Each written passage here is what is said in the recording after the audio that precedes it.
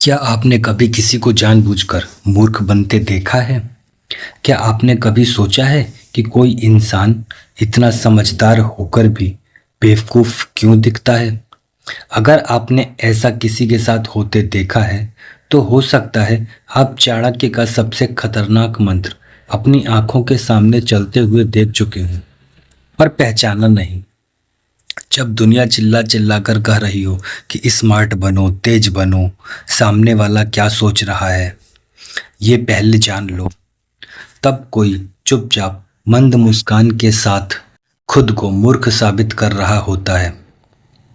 पर क्या वो सच में मूर्ख होता है? नहीं, वो तो चाणक्य का वो शिष्य होता है जिसने सीखा है कि असली ताकत खुद को छुपा कर रखने में है। वो जानता है जब तक दुश्मन को लगेगा कि तुम कुछ नहीं हो, तब तक तुम जो चाहो कर सकते हो। मूर्ख देखो और खेल बदल दो। यह कोई साधारण विचार नहीं, ये एक शस्त्र है, एक ऐसा मानसिक ब्रह्मास्त्र जो युद्ध से पहले ही युद्ध जितवा देता है। आज हम बात करेंगे उस नीति की जिसने सम्राट चंद्रगुप्त को मिट्टी से उठाकर सिंहासन तक पहुंचाया, उस ज्ञान की जिसने चाणक्य को तक्षशिला से निकालकर मगध की गद्दी पर अपनी योजना बैठाने के काबिल बनाया। लेकिन रुको, इस कहानी की शुरुआत वहीं से होती है जहां हर कोई हार मान चुका था, जहां दुश्मनों ने चाणक्य का मजाक उड़ाया, उसे अपमानित किया, उसके बालों को खींचकर राज्यसभा से बाहर फेंका गया। हाँ, वही चाणक्य जिसे आज हम कौटिल्य कहते हैं, चालों का देवता। पर उस दिन उसने क्या किया? लड़ा नहीं, चीखा नहीं, बदला नहीं लिया, कम से कम बाहर से तो नहीं। वो चुपचाप फंसा और मूर्ख बनकर वहां से चला गया। क्यों? क्योंकि उसे पता था जो सामने दिखता है वही सच नहीं होता। उसने सीखा था अगर तुम शक्तिशाली हो और ये बात सबको पता चल जाए तो दुनिया तुमसे डरने नहीं लगती, बल्कि तुम्हें मिटाने लगती है। लेकिन अगर तुम खुद को कमजोर दिखाओ, मूर्ख दिखाओ, तो सामने वाला तुम्हें हल्के में लेता है और तब वहीं से तुम्हारा असली खेल शुरू होता है। चाणक्य ने उस दिन दुनिया को एक मंत्र दिया था, बुद्धिमान वह है जो समय आने तक अपनी बुद्धि छुपा कर रखे और जब समय आए तो पूरी दुनिया हिला दे। अब सोचिए, क्या आपने कभी किसी ऐसे इंसान को देखा है जो बार बार हारता है पर फिर भी मुस्कुराता है, जिसे सब बेवकूफ कहते हैं, लेकिन उसकी हर हार के बाद कोई बड़ा बदलाव आता है? वो मूर्ख नहीं होता, वो चाणक्य का चेला होता है। और हो सकता है आप खुद भी वही हों, बस अभी आपको ये ज्ञान नहीं मिला। ये वीडियो सिर्फ एक वीडियो नहीं है, ये आपके जीवन का एक टर्निंग पॉइंट हो सकता है।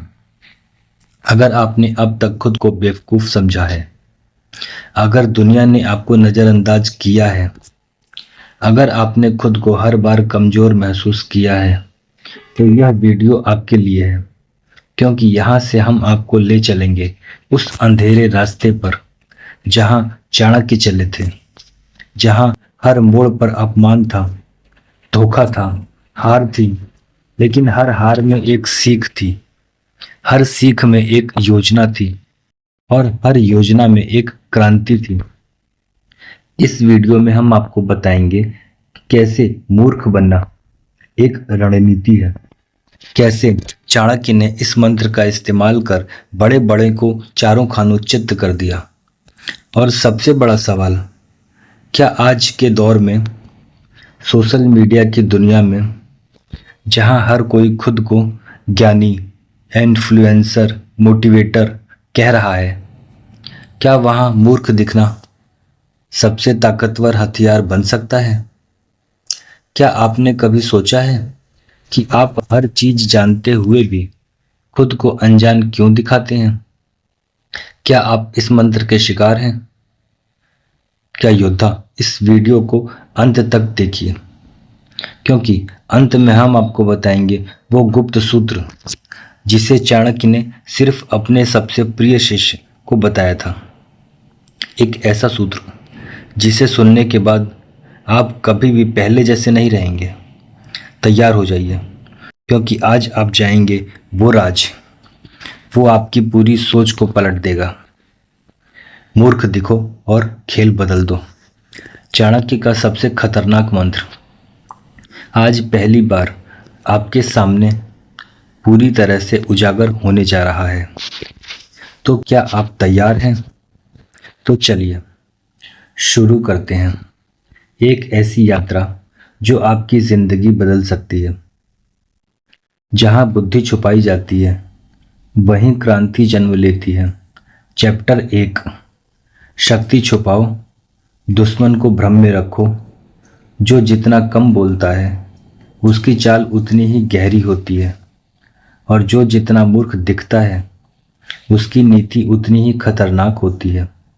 दृश्य की कल्पना कीजिए, एक विशाल सभा, राज सिंह सिंहासन पर बैठा अहंकारी राजा धनानंद, दरबारियों से घिरा हुआ, उसकी मुस्कान में घमंड है। सामने एक दुबला पतला साधारण सा ब्राह्मण खड़ा है, चाणक्य। उसके बाल बिखरे हैं, कपड़े साधारण हैं, चेहरा तेज से चमक रहा है, पर राजा देख नहीं पा रहा। वो बस उसकी बाहरी वेशभूषा देखता है और हंसता है। तू राजनैतिक सलाह देगा? तू इस वेश में, तू तो दिखने से ही मूर्ख लगता है। पूरे दरबार में ठहाके गूंजते हैं, हर कोई हंस रहा है, बस एक इंसान नहीं हंस रहा, चाणक्य। वो कुछ नहीं बोलता, कोई क्रोध नहीं करता, कोई प्रतिक्रिया नहीं। वो बस झुकता है और वहां से चला जाता है। पर जाते जाते वो अपने मन में एक वाक्य दोहराता है, अब यह खेल मैं खेलूंगा। लेकिन इस बार राजा, तुझे पता भी नहीं चलेगा कि तेरा विनाश कब और कैसे शुरू हुआ। शक्ति छुपाना, यही पहला अस्त्र है चाणक्य नीति का। चाणक्य समझते थे कि जो दिखता है वह हमेशा सच नहीं होता, और जो सच है उसे कभी दिखाना नहीं चाहिए। शक्ति जब तक दिखती नहीं तब तक सामने वाला सतर्क नहीं होता, तो जो सतर्क नहीं होता वो सबसे बड़ी गलती कर बैठता है। अब सोचिए, अगर उस दिन चढ़ के राजा से लड़ने की कोशिश करता, बहस करता, अपनी बुद्धि साबित करता, तो क्या होता? राजा उसे मरवा देता, या शायद उसकी हंसी का हिस्सा बनाकर भूल जाता। पर चाणक्य ने कुछ और किया। उसने दुश्मन को भ्रम में रखा। भ्रम दुश्मन का सबसे प्यारा सपना होता है। दुश्मन को लगता है कि वह जीत रहा है, उसे लगता है सामने वाला कुछ नहीं कर सकता, और तभी वहीं से उसका पतन शुरू हो जाता है। चाणक्य ने इस भ्रम को अपना हथियार बनाया। वो साधु दिखे, मूर्ख दिखे, निरीह ब्राह्मण की तरह व्यवहार किया, लेकिन उनके भीतर जो चल रहा था वो था एक क्रांति का बीज।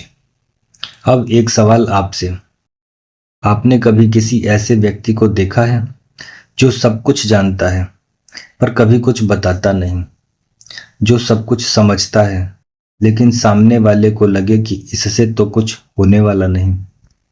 अगर आपने देखा है तो आप चाणक्य नीति का असली रूप देख चुके हैं। आज के समय में भी ये नीति उतनी ही ताकतवर है। सोचिए, जब आप किसी भीड़ में चुपचाप खड़े रहते हैं और लोग आपको नज़रअंदाज कर देते हैं, वहीं से आप अपनी तैयारी शुरू कर सकते हैं। जब लोग आपको कमज़ोर समझते हैं तब आपको साबित करने की ज़रूरत नहीं है। क्यों? क्योंकि जो खुद को साबित करने में लग जाता है वो अपने असली काम से भटक जाता है। चाणक्य कभी भी मैं जानता हूँ कहकर नहीं चला। उन्होंने हमेशा कहा मैं सीख रहा हूँ, लेकिन असल में वो सब कुछ देख रहे थे, सुन रहे थे, समझ रहे थे। वो वक्त का इंतजार कर रहे थे, और जब वक्त आया उन्होंने पूरा साम्राज्य हिला दिया। अब जरा सोचिए, आप क्या करते हैं? क्या आप हर जगह खुद को साबित करने की कोशिश करते हैं? हर बात पर बोलते हैं? हर बार जब कोई आपको चुनौती देता है आप बहस में कूद पड़ते हैं? अगर हाँ, तो आप चाणक्य नीति के खिलाफ जा रहे हैं, क्योंकि चाणक्य कहते हैं समझदार वह नहीं जो हर जगह बोले, समझदार वह है जो तब बोले जब बोलने से इतिहास बदले। चाणक्य ने अपने शत्रुओं को मूर्खता का भ्रम दिया। उन्हें लगा ये ब्राह्मण कुछ नहीं कर सकता, पर उसी ब्राह्मण ने कुछ सालों बाद एक ऐसा सम्राट खड़ा किया जिसके सामने वही राजा धनानंद नतमस्तक हुआ। याद रखिए, शक्ति जब तक छुपी हो वो छाया बनकर काम करती है, और जब सामने आती है तो तूफान बनकर सब कुछ बहा ले जाती है। अब सवाल उठता है, क्या आप भी अपनी शक्ति को छुपा सकते हैं? क्या आप भी चुप रहकर तैयारी कर सकते हैं?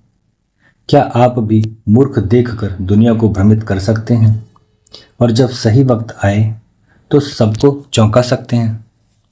अगर हाँ, तो आप चाणक्य नीति के असली योद्धा हैं।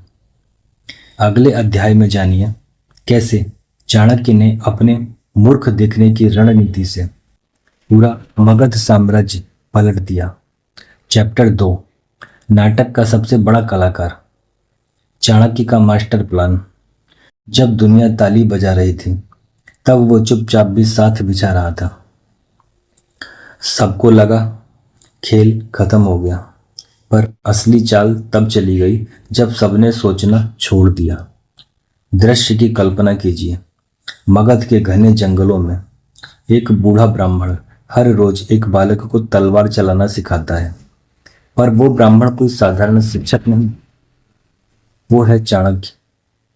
और वो बालक, वो कोई राजकुमार नहीं, वो है एक साधारण अनाथ भूखा प्यासा बच्चा, चंद्रगुप्त, जिसे समाज ने त्याग दिया, जिसे राज्य ने अनदेखा कर दिया और जिसे किसी ने योग्य नहीं माना। लेकिन चाणक्य ने देख लिया था इस बालक की आंखों में राज करने की आग, और वहीं से शुरू हुआ चाणक्य का सबसे बड़ा नाटक, उसका मास्टर प्लान। चाणक्य जानते थे धनानंद को हराने के लिए तलवार नहीं बल्कि एक मुखौटा चाहिए, एक ऐसा मोहरा जो सबके सामने लड़े, और एक ऐसा खिलाड़ी जो पर्दे के पीछे पूरी बिसात चला सके। क्यों? क्योंकि कभी कभी जीतने के लिए खुद को पीछे हटाना पड़ता है। खुद को राजा नहीं दिखाना पड़ता, बल्कि राजा बनाना पड़ता है, और वही चाणक्य ने किया। उन्होंने दुनिया को दिखाया, मैं एक गुरु हूं, बस शिक्षण करता हूं। लेकिन अंदर ही अंदर वो एक सम्राट गढ़ रहे थे। अब सोचिए, क्या कोई इतना महान अभिनेता हो सकता है जिसने खुद को इतना शांत, इतना सरल दिखाया कि दुश्मन कभी समझ ही नहीं पाया कि असली खतरनाक कौन है।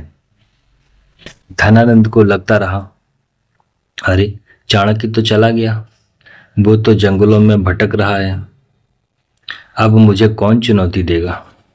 लेकिन वो नहीं जानता था जिस चाणक्य को उसने दरबार से निकाल फेंका था, वो जंगल बैठकर एक राजा की आत्मा बना रहा था। और यही था नाटक सबसे खतरनाक हिस्सा। दुनिया जब तक समझती है कि आप हार गए, तब तक आप अपनी जीत की नींव रख चुके होते हैं। चाणक्य हर कदम पर नाटक कर रहे थे, नाटक मूर्खता का, नाटक सरलता का, नाटक विनम्रता का। पर वो जानते थे हर अभिनय के पीछे एक बहुत गहरी साजिश चल रही है। ये सिर्फ इतिहास नहीं है, ये आज का सच भी है। क्या आपने कभी सोचा, जो लोग सबसे ज़्यादा शोर मचाते हैं, क्या वो सच में ताकतवर होते हैं, या फिर जो चुपचाप रहते हैं वो असली खिलाड़ी होते हैं? चाणक्य कहते हैं, जो शेर है वो कभी भी हर समय नहीं दहाड़ता। असली दहाड़ तभी होती है जब जंगल सुनसान हो और शिकार सबसे नजदीक हो। तो चाणक्य का मास्टर प्लान क्या था? एक, चंद्रगुप्त को गुप्त रूप से प्रशिक्षित करना। दो, उसकी पहचान को छुपाकर उसे जनता में उतारना। तीन, और समय आने पर उसे वह शक्ति देना जो सिंहासन को हिला दे। यह कोई सीधा युद्ध नहीं था, यह एक नाटक था जिसमें हर कोई सोचता रहा कि चाणक्य हार गया, जबकि असल में चाणक्य अपने मोहरे से पूरा साम्राज्य पलटने वाला था। अब एक सवाल आपसे, क्या आप खुद को उस खिलाड़ी की तरह देखते हैं जो पर्दे के पीछे रहकर खेल को चला सकता है? क्या आप में इतनी ताकत है कि आप अपना नाम नहीं, अपने काम से दुनिया बदल सकें? चाणक्य राजा नहीं बने, उनका नाम सिक्कों पर नहीं छपा, उनके लिए कोई महल नहीं बना, पर फिर भी हर राजा उनकी उंगली पर नाचा। क्यों? क्योंकि उन्होंने अपना मैं त्याग दिया। उन्होंने अपनी प्यास, अपना अहंकार, अपने क्रोध, सब कुछ अपने मिशन के पीछे छुपा दिया। उन्होंने दुनिया के सामने एक नाटक किया, लेकिन उसकी स्क्रिप्ट में क्रांति लिखी हुई थी। यही चाणक्य नीति है कि जब सब सोचें कि तुम खत्म हो गए, तभी तुम सबसे खतरनाक होते हो। अब सोचिए, क्या आप भी अपना मास्टर प्लान बना रहे हो या बस दुनिया की स्क्रिप्ट में एक पात्र बनकर रह गए हो? क्योंकि अगर आप नायक नहीं बन सकते तो कम से कम चाणक्य तो बनिए, जो नायकों को गढ़ते हैं। चैप्टर 3, धैर्य मूर्ख का सबसे घातक अस्त्र है। जब शत्रु ने सोचा कि मैं सो रहा हूं, तभी मैं सबसे ज्यादा जाग रहा था, और जब मैंने एक शब्द भी नहीं कहा, तब मेरी सबसे खतरनाक योजना जन्म ले रही थी। धैर्य एक ऐसा शब्द जिसे लोग कमजोरी समझते हैं। लोग सोचते हैं जो कुछ नहीं करता वो बेबस है, जो चुप है वो डरपोक है, जो सब सहता है वो हार चुका है। पर चाणक्य कहते हैं, धैर्य मूर्ख का नहीं, सबसे खतरनाक योद्धा का हथियार होता है। दृश्य की कल्पना कीजिए, चाणक्य जंगलों में है, बारिश हो रही है, भूख है, बीमारी है, कोई सेना नहीं, कोई साधन नहीं, कंधे पर बस एक संकल्प है, मगध की क्रांति। वो चुप है, किसी को नहीं पता वो कहाँ है, कोई उनसे डरता नहीं। राजा सोचता है अब ये ब्राह्मण हार गया, लेकिन चाणक्य वहां उस बारिश में चंद्रगुप्त की ताकत गढ़ रहे हैं। यही असली धैर्य। धैर्य मतलब प्रतीक्षा करना उस क्षण की, जब वार करने से पहले शत्रु को विश्वास हो जाए कि कोई खतरा नहीं। धैर्य मतलब क्रोध को पी जाना, क्योंकि जब क्रोध फूटता है तो अक्सर नीति मर जाती है। धैर्य मतलब तुम्हारी हंसी पर मैं मुस्कुरा रहा हूं, क्योंकि मुझे पता है मेरी चुप्पी ही तुम्हारी हार लिखेगी। एक कहानी सुनिए। जब चाणक्य को दरबार से अपमानित कर निकाला गया, उनके बालों को बीच दरबार में बांधा गया था। हंसी उड़ाई गई, थूक कर भगाया गया। कोई और होता तो वहीं लड़ता, वहीं बदला लेता, शायद मर भी जाता। पर चाणक्य ने क्या किया? उन्होंने प्रतिज्ञा ली, जब तक धनानंद का साम्राज्य नष्ट नहीं होता मैं अपने बाल नहीं खोलूंगा। अब जरा सोचिए, कितना क्रोध होगा उनके अंदर, कितना अपमान, कितना घाव, लेकिन उन्होंने उस क्रोध को धैर्य में बदल दिया। क्यों? क्योंकि क्रोध में लिया गया निर्णय केवल प्रतिक्रिया बनता है, लेकिन धैर्य में लिया गया निर्णय क्रांति बनता है। आज की दुनिया में भी अगर कोई तुम्हें नीचा दिखाता है, अपमान करता है, तुम्हारे सपनों पर हंसता है, तुम क्या करते हो?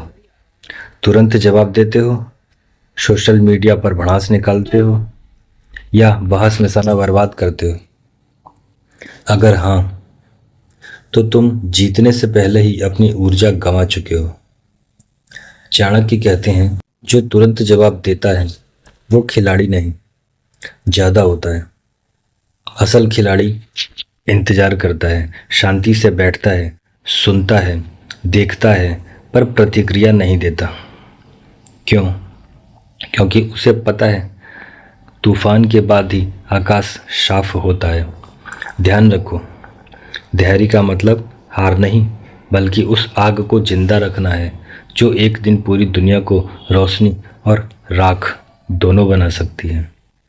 अब सवाल उठता है, आप क्या हो? क्या आप वो व्यक्ति हो जो हर बात पर टूट जाते हैं, या वो जो हर बात सुनकर खुद को और मजबूत बनाते हैं? क्योंकि चाणक्य नीति यही सिखाती है, जो सह सकता है वही बदल सकता है। चाणक्य ने जब पहली बार चंद्रगुप्त को देखा, वो बच्चा लड़ भी नहीं सकता था, बोल भी नहीं सकता था, पर चाणक्य ने 7 साल धैर्य रखा, हर दिन उसे तैयार किया, हर दिन उसे दुनिया की आंखों से बचाया। क्यों? क्योंकि वो जानते थे महान परिवर्तन हमेशा धीरे धीरे होता है, और जो जल्दी में हो वो कभी स्थायी नहीं होता। यही चाणक्य का तीसरा घातक मंत्र था, धैर्य रखो और दुनिया को लगे कि तुम कुछ नहीं कर रहे, फिर जब वार करो तो इतिहास बन जाए। अब सोचिए, क्या आप इतना धैर्य रख सकते हैं?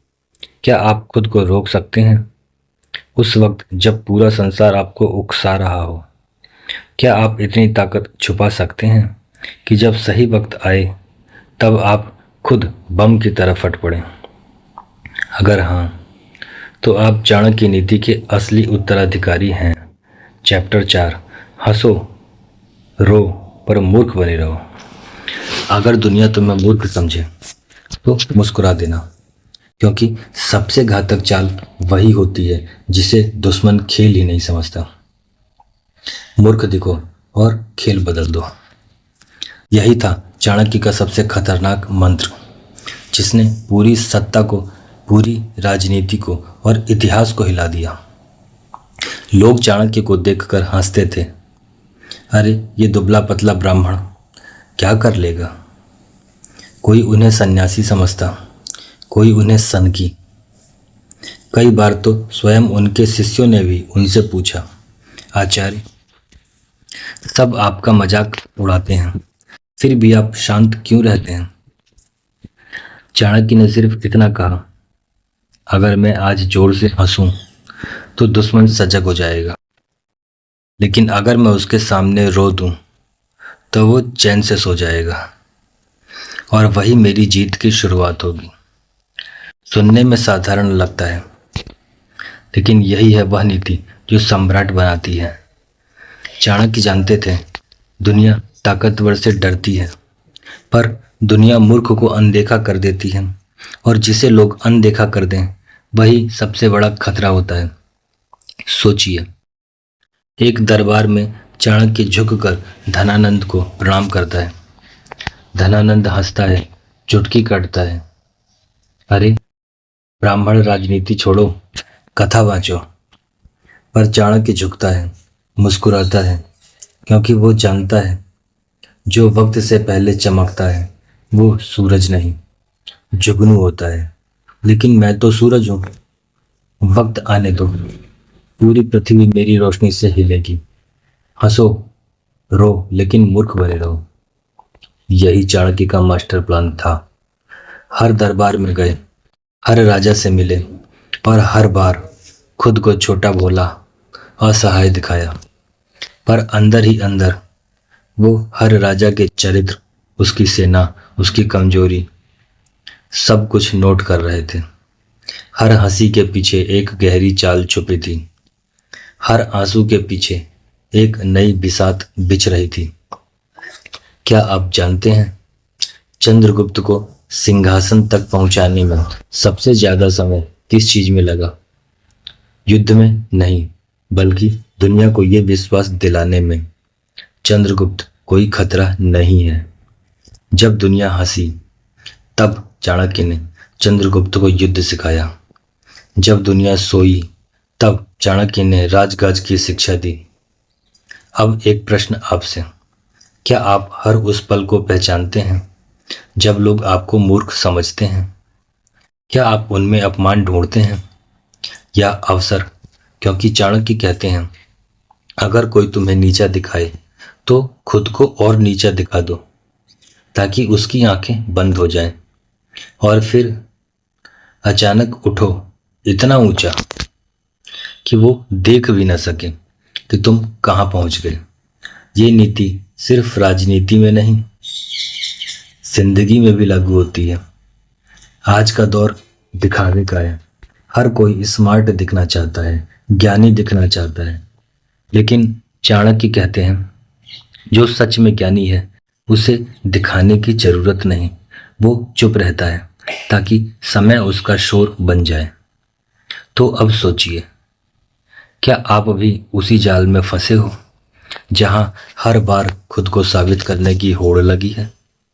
क्या आप हर आलोचना पर जवाब देना चाहते हो या आप चाणक्य की तरह खुद को मूर्ख दिखाकर शांति से अपना राजपाट बना रहे हो? क्योंकि असली खिलाड़ी वही होता है जो अपने कार्ड सबसे आखिरी में खेलता है और तब तक सबको लगता है कि उसके पास कुछ है ही नहीं।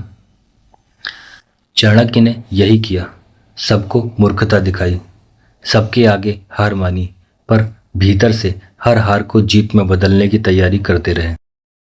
आखिर में जब चंद्रगुप्त मगध के सिंहासन पर बैठा, जब धनानंद का अंत हुआ, जब पूरा भारत एकता के सूत्र में बंधा, तब भी चाणक्य ने नहीं कहा, देखो मैंने क्या किया। वो मुस्कुराए और जंगल लौट गए। क्यों? क्योंकि असली जीत वही होती है जिसे दिखाने की जरूरत न पड़े। तो अगली बार जब कोई आपको मूर्ख कहे तो मुस्कुरा देना, क्योंकि शायद आप ही वो हो जिसके चेहरे पर मासूमियत है मगर दिल में क्रांति की ज्वाला। चैप्टर 5, सूचना। मूर्ख की सबसे खतरनाक संपत्ति।